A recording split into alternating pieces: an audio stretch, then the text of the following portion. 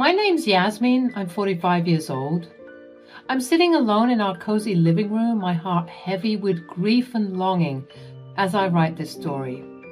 I feel like I finally have the gumption to materialize what I've been through as a means to therapize myself and also help anyone who might relate to the craziness that is my life. You see, Charles, my beloved husband of 20 years, had been taken from me in a cruel twist of fate just a few months ago. The pain of his loss is still fresh, but it was even more crippling when it happened. It was as if time had frozen at that moment when I received the devastating news of his car crash. The future we had envisioned together, filled with love, laughter, and countless more years of companionship, was abruptly shattered. Never would I have thought that I'd be a widow at 45 years old. The bond Charles and I shared was particularly profound, forged through the trials and tribulations we had both endured in our lives. We were two broken souls who found solace and healing in each other's arms. My own journey had been marked by heartache, as my parents, lost to the grip of addiction, had abandoned me at a young age. Their choice to prioritize drugs over their own flesh and blood left me with deep emotional scars. As for Charles, his relationship with his mother, Talia, was tumultuous at best. He had severed ties with her, cutting off all contact after years of disappointment and betrayal. But Talia, like a cunning serpent, would slither back into his life, feigning innocence and pleading for forgiveness. Each time he relented, hoping for a genuine change, she would eventually betray his trust, using him to fund her destructive drug habits and skip town. As I said, Charles and I found solace in each other's arms, building a sanctuary of love and trust that shielded us from the scars of our past. We were each other's rock, a safe haven in a world that had shown us little mercy. Our love flourished, and we dreamt of a future together that would defy the pain and sorrow we had endured. We were doing pretty good, if I do say so myself. It had been 2 years since we last heard from Charles's mother, and it seemed that Charles was finally coming to terms with the fact that his mother would never change. Hence, our success and growth as a couple. We were cultivating a brand of love and care which almost made these deep emotional scars fade. Almost. Charles' sudden departure from this earth left me reeling, drowning in a sea of sorrow and unanswered questions. How could life be so merciless, robbing me of the only person who had truly understood my pain and embraced my flaws? I grappled with this question, wanting to just shrivel up in my bedroom and never face the world again. But time, alas, just like death, isn't merciful and waits for no one. So we had to begin the funeral proceedings. As the days passed, I found solace in the loving support of my friends and family. Together, we navigated the difficult process of bidding farewell to Charles, ensuring that his departure from this world was marked with dignity and a celebration of the beautiful life he had lived. We held a heartfelt funeral service, gathering in my home to honor his memory and share stories that brought both tears and laughter. Amidst the bittersweet atmosphere, with the scent of freshly cut flowers permeating the air, a solemn doorbell rang, interrupting the melodic hum of conversations. Curiosity piqued, I made my way to the door, my heart fluttering with anticipation and uncertainty. And there, standing before me in a sea of black attire, was Talia, Charles's estranged mother, bearing a bottle of whiskey as a peace offering. At that moment, a storm of emotions swirled within me. Anger, resentment, and confusion battled with grief and the longing for closure. But as I gazed into Talia's tear-filled eyes, A flicker of understanding ignited within me.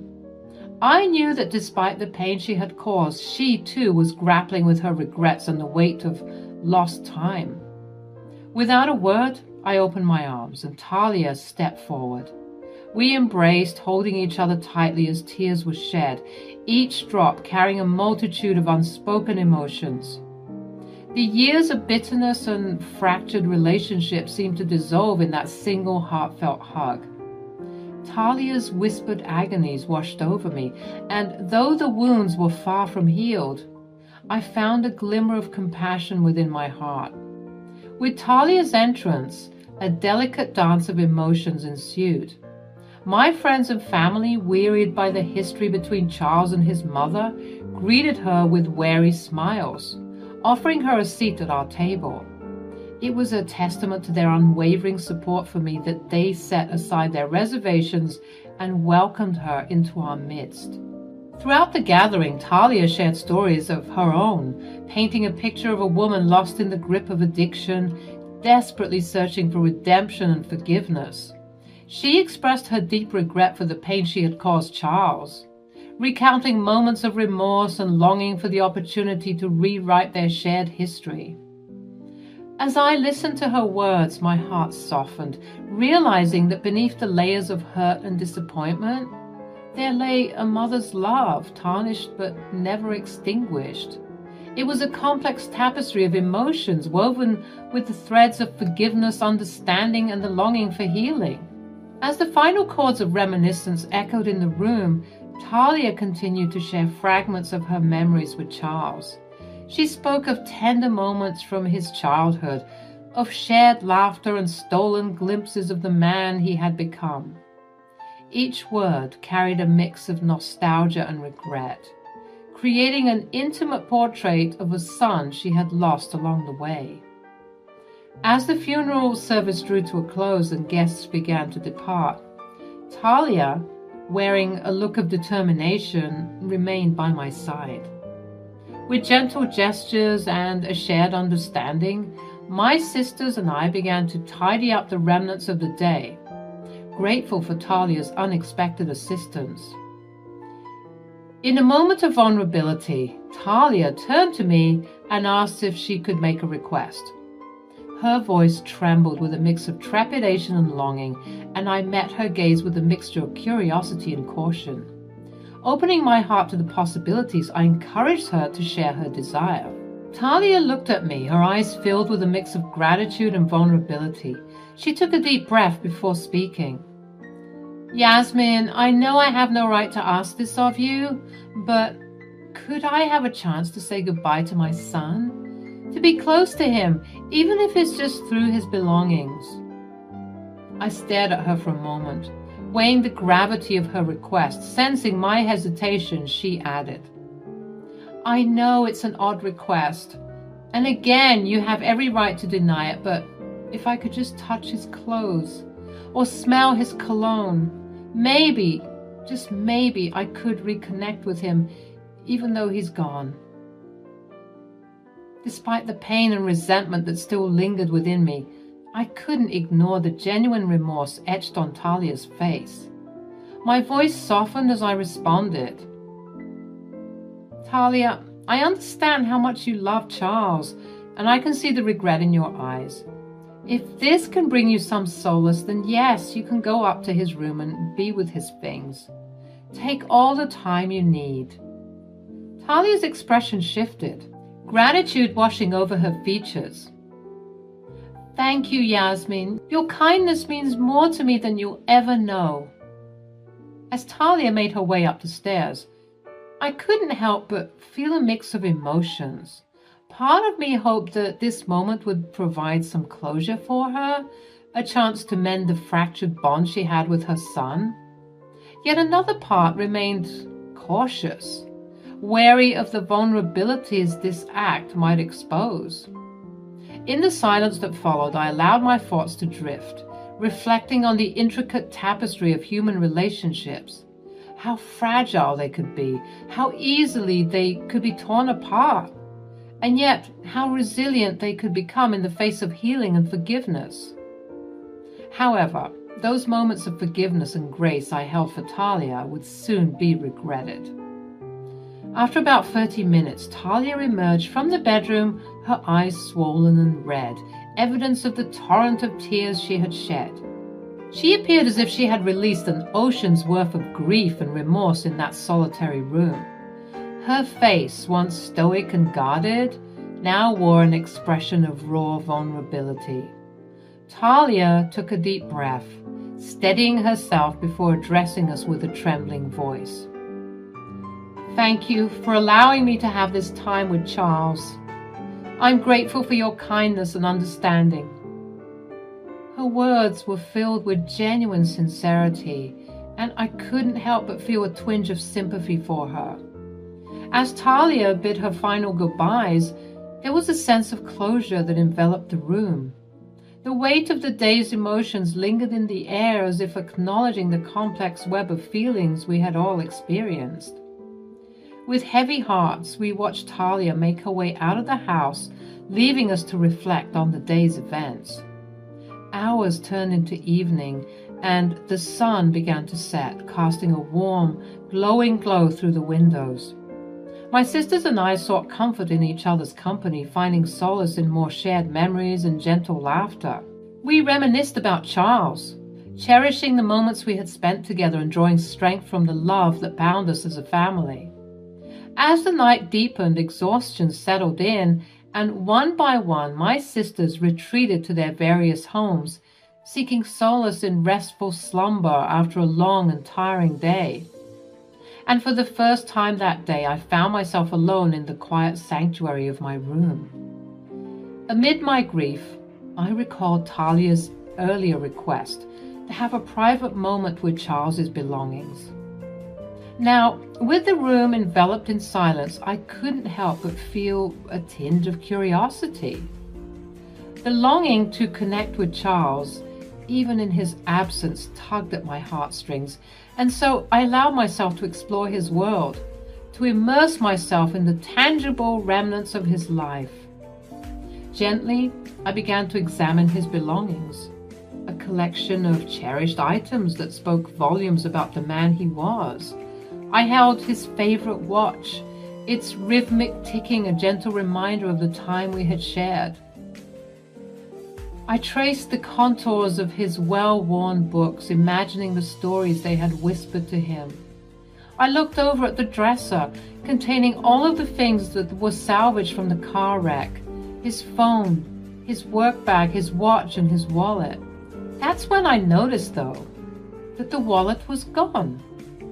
As panic gripped my heart and desperation clawed at my soul, I frantically tore through the room searching for the missing wallet. Every drawer was pulled open, every corner examined with fervor, but it was as if the wallet had vanished into thin air. The realization struck me with a force that stole my breath away.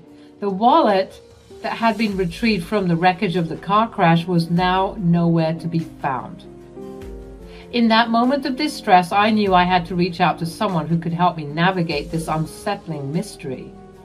Maybe I remembered incorrectly, and maybe his wallet was never returned to my possession. With trembling hands, I dialed the number of Ramsey, a dear friend who had been present during the funeral and had also played a crucial role in retrieving Charles's salvaged belongings. Ramsey, a trusted member of the police department, possessed both the skills and the dedication needed to unravel the truth. As the phone rang, my heart raced and tears streamed down my face. Ramsey's voice, calm and reassuring, greeted me on the other end.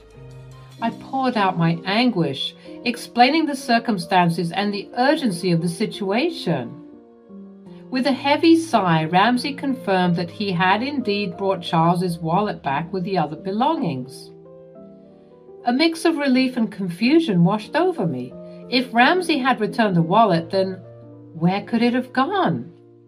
It was then that realization struck like lightning, illuminating the dark corners of my mind. It could only have been Talia, my twisted, estranged mother-in-law, who had seized the opportunity to snatch the wallet from the dresser while I was consumed by grief and unsuspecting of her motives. With a deep breath, I relayed my suspicions to Ramsay, my voice trembling with a mixture of anger, sadness, and disbelief. Ramsay, understanding the gravity of the situation, assured me that we would get to the bottom of it. Charles was one of my best friends. I promise you. If Talia had anything to do with this, we'll get to the bottom of it and make sure that she pays. At that moment, as Ramsay's words of comfort enveloped me like a warm embrace, a flicker of hope ignited within my heart. Though shadows loomed and uncertainty clouded the path before me, I knew that with Ramsay by my side, we would navigate the murky depths of this twisted tale. Together, we would uncover the motives that had driven Talia to commit such a heartless act, and bring closure to this chapter of our lives. As the days rolled on, the weight of grief still heavy upon my shoulders, I was confronted with yet another shocking revelation. The steady stream of bank statements that notified both me and Charles's phones bore witness to a growing storm brewing within Charles's accounts. It started with small amounts, a charge of $700 followed by $1,000, but soon escalated into a torrential downpour of deductions with staggering sums exceeding $3,000. Fear and concern gripped my heart as I watched the steady drain on Charles's hard-earned savings. It was a violation, a desecration of his memory that cut me to the core. With a heavy heart, I once again reached out to Ramsay, seeking guidance and solace in the face of this new ordeal.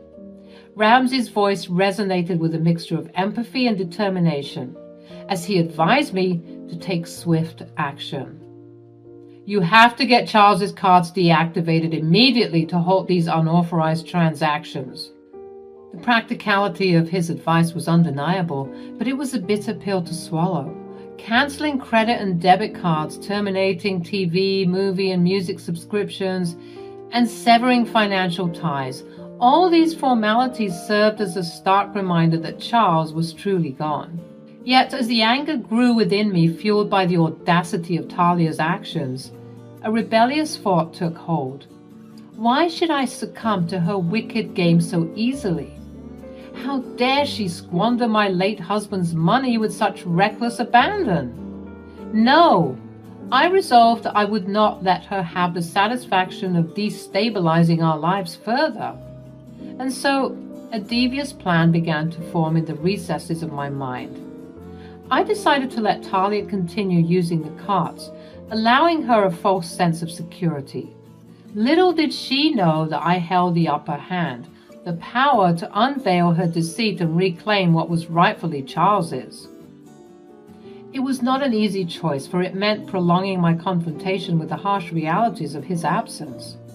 But I was determined to expose Talia's true nature, to shine a blinding light upon her dark deeds.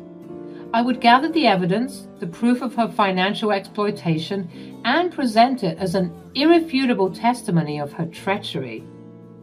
With renewed vigor and a fire burning within me, I set out on this dangerous path.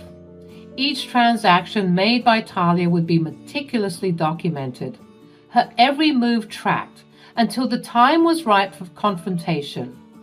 It was a delicate game of cat and mouse where I would allow her to revel in her illusion of control, all the while laying the groundwork for her inevitable downfall. As days turned into weeks, the battle raged within me. A whirlwind of emotions that swung between despair and determination. I clung to the memories of Charles, drawing strength from his love and the fire that burned within me. I knew that by exposing Talia's actions, I would be honoring his memory, safeguarding his legacy from the clutches of greed and deceit. But if I was going to stick it to her, I had to do it in a way that she'd never forget. As the weeks crawled by, the weight of Talia's deceit grew heavier. She continued to squander Charles's hard-earned money with reckless abandon, her audacity seemingly boundless. Each transaction she made, each dollar she spent, served as a reminder of her complete lack of remorse and empathy.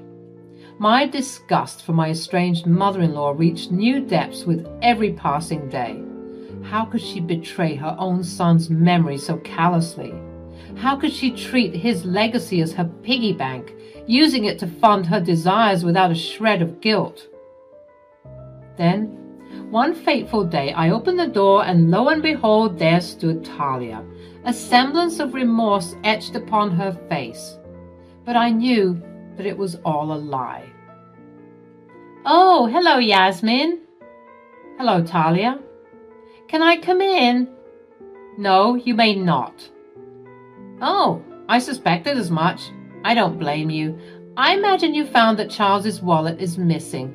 Well, I'm so sorry I took the wallet, Yasmin. Please forgive me. I was overcome with grief, and I knew that my time to say goodbye would be short-lived. So I took the wallet as a keepsake, a token of sorts." "Oh, really?" Yes, I'll admit it was completely wrong of me, but I guess I grew conscious and decided to return it to you." Anger surged within me, threatening to consume my every thought. How could she stand before me, spinning her web of lies with such shameless ease? But I held my tongue, masking my fury behind a serene smile. At that moment, I saw an opportunity, a chance to turn the tables on Talia and expose her for the fraud she truly was. I smiled and then handed Talia a document, a meticulously compiled record of every penny she had stolen from Charles, and accompanied by a list of the charges she would be facing for her crimes. Upon reading it, her hands and her eyes widened in disbelief. Still, she had the gall to ask, What's this?"